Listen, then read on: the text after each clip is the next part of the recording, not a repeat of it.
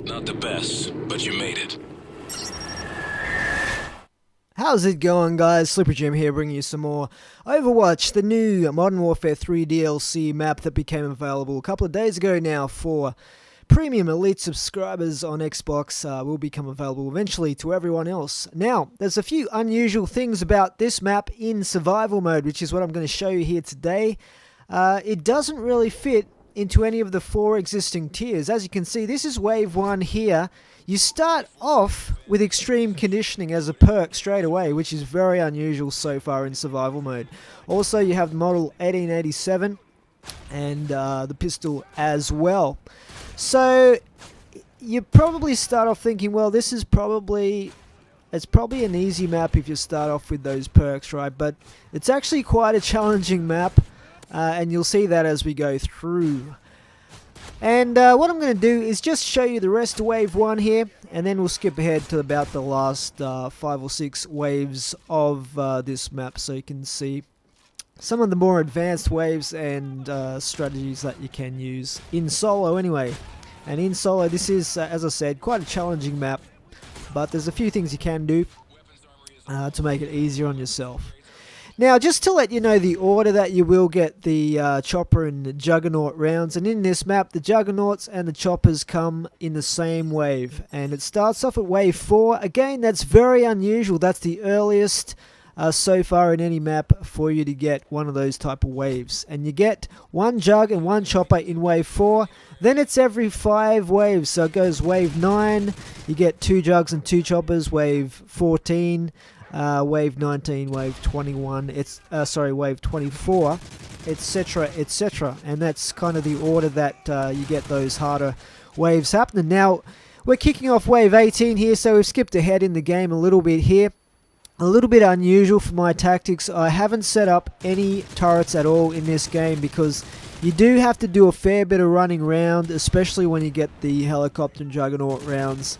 So I just found it was easier to maybe buy some Delta Squad and just save your money for other things, as you'll see. Now, this corridor here, down in the bottom level of the map, is a really good spot for camping in, especially in solo. You won't get hardly any coming behind, depending where you start the wave.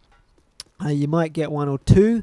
And that's about it. The rest of them will come from in front. So if you protect your back with a claymore if possible, and just concentrate your fire on the enemy coming at the front of that hallway, you can usually camp out the regular waves in this spot right here pretty easily. And where I like to start off the wave, just so the enemy spawn in an ideal spot for me, is up top here. So I'm just restocking here a little bit on some of the regular stuff.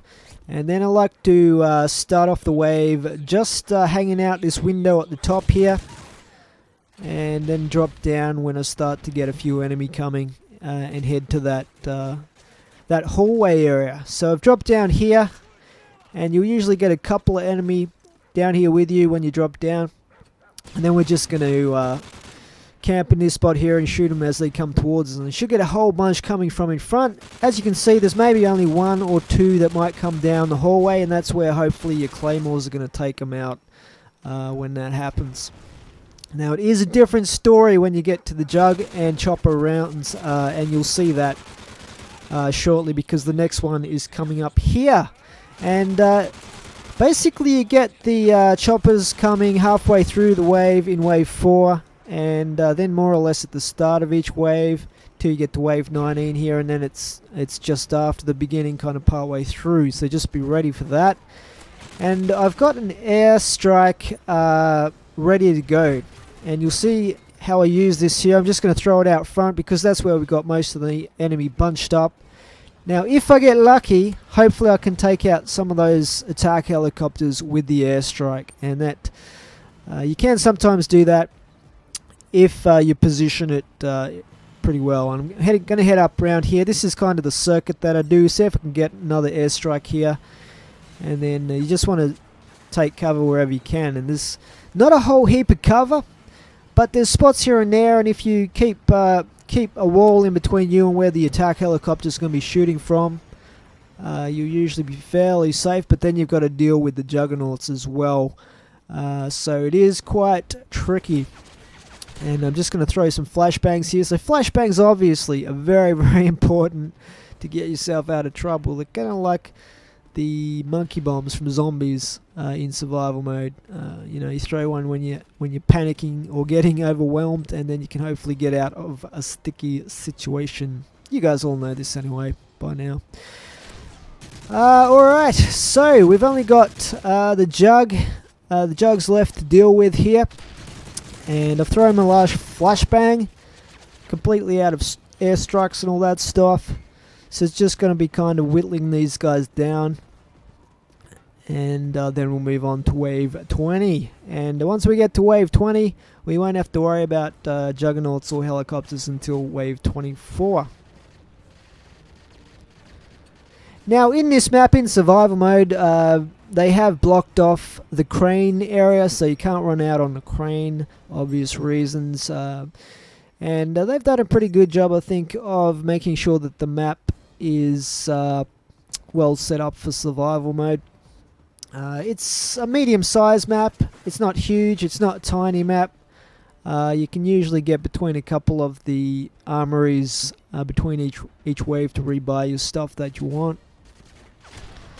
And overall, I think it's a pretty good map. It's pretty well set up. It's really intense in domination. Down at that B domination flag, which is right in the middle area here to our right, and that just gets crazy because basically everyone can shoot down on that from all around the top area, and that's pretty fun. And it makes it pretty hard, pretty hotly contested when you're playing domination. Okay, so basically I've bought some more flashbangs here, and we'll just be trying to take out these jugs as they come through this central area here, and this is where the B domination area is in multiplayer. And you can jump down on top of that little glass, almost like glass ceiling just above that walkway area. And this guy is the last guy, and we just take him out with the frag grenade, thankfully. And I'll just rebuy my airstrike here, I think. Or will I get a Delta squad? Yeah, I'll get a Delta squad here. And they actually turn out to be very, very helpful in this map. They take out a fair bunch of the enemies, so it's probably a good idea if you can afford them to buy these dudes to help you out. Alright, so just restocking the ammo here as well.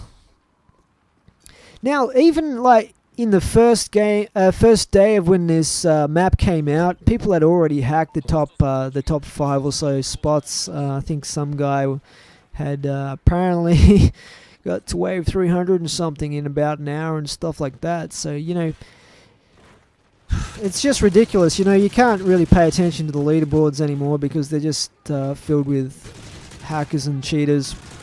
And I really wish that, you know, Activision or whoever is responsible for dealing with that sort of thing would just, you know, review the top few records on the leaderboards for each map and just clear out the ones that are obviously cheating and hacking, because it's really unfair on everyone else. And, you know, when the game comes out, it's usually free of these problems for a few weeks at least, and then they creep in. But as you guys will have seen from World at War and from Modern Warfare 2, I think Modern Warfare 1 as well, or COD 4, all have these guys hacking in with their J tags as well.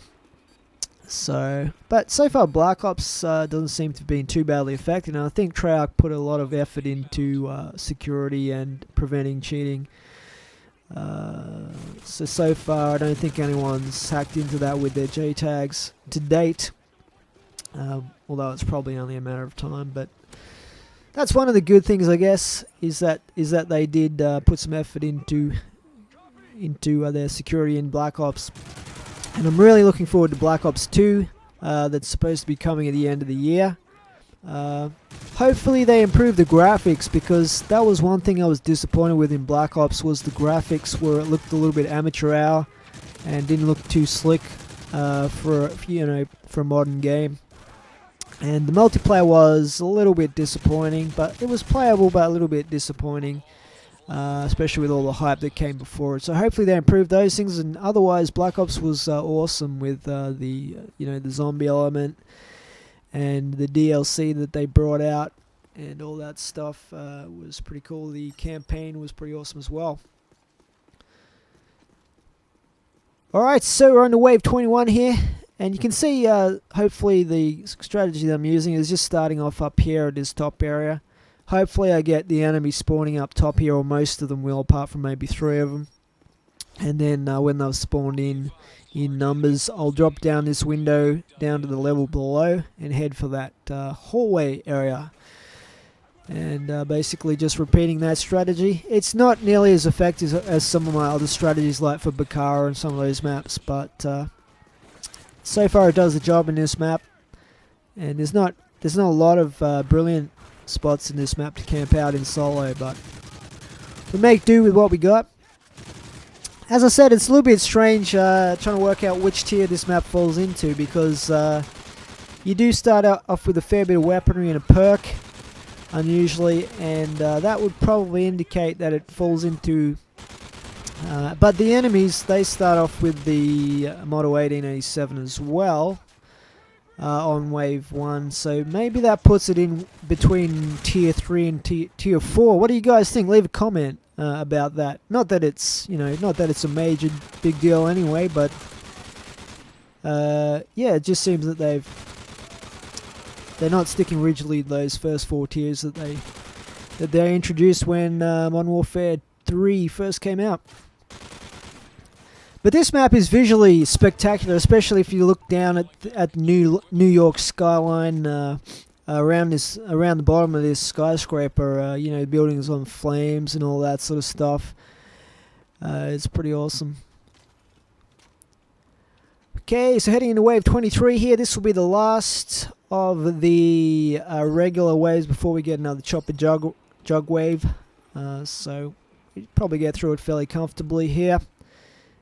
And I've got my airstrike here. I probably shouldn't have bought that airstrike. I probably should have just left that until I'd bought a Delta squad at the start of the difficult waves, so that I could get the Delta squad in and then get the airstrike. But I guess that's one thing that could be improved in this strategy that I'm using. So get into a little bit of a sticky situation there, and we've got the super soldiers coming now. So I did get out of that with a bit of assistance from the flashbang. And at this point we're going to get the suicide bombers and the chemical warfare dudes coming, as well as the suicide dogs and all that stuff as well. But as you can see, there's no enemy behind us here, so that is pretty ideal, because we're just going to get them funneling through this very narrow hallway area until some more spawn in. As you can see, there's a squad of 2 or 3 coming from behind trying to flank me now. And that'll usually happen partway through the wave in these later waves. But 3 enemies, not so bad. We can deal with that.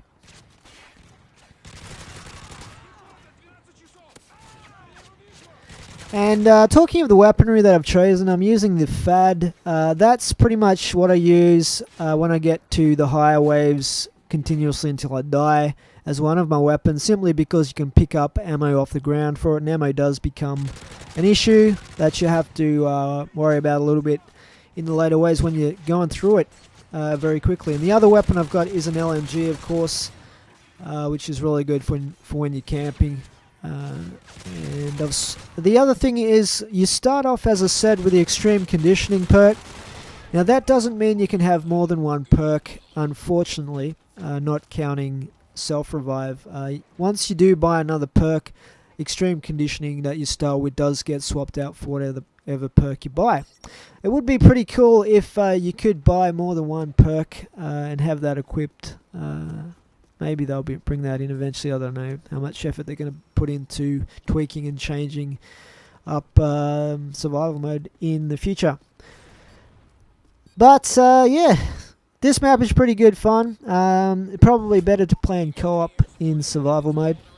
And this is the final wave that we got to, Wave 24.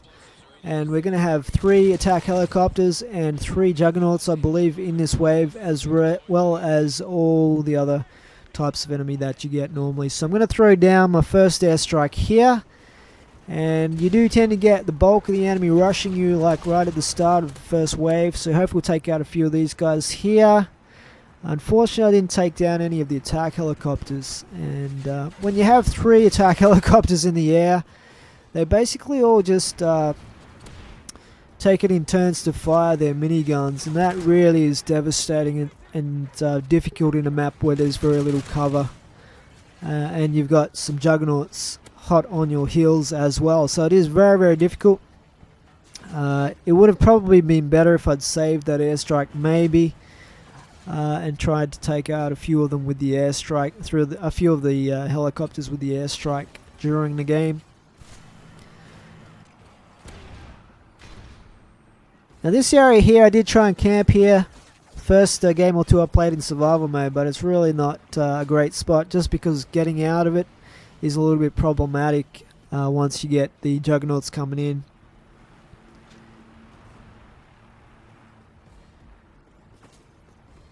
Alright, so I'm going to try and run a circuit. I'm going to try and get back and rebuy an airstrike to take out those attack helicopters. And you'll see how I go with that. I do get downed here, come around this corner, and being out in the open with 3 attack helicopters, some jugs, and a whole bunch of enemy. I had no hope of getting revived there, so an unfortunate end. But you know what? It ranked me pretty high in the leaderboards or the scoreboards for whatever that is worth, with the issues that I mentioned earlier. So guys, I hope you enjoyed the video. Please leave a comment and let me know what you think of this map if you've played it, but for now it is S1ippery Jim out. Thanks for watching.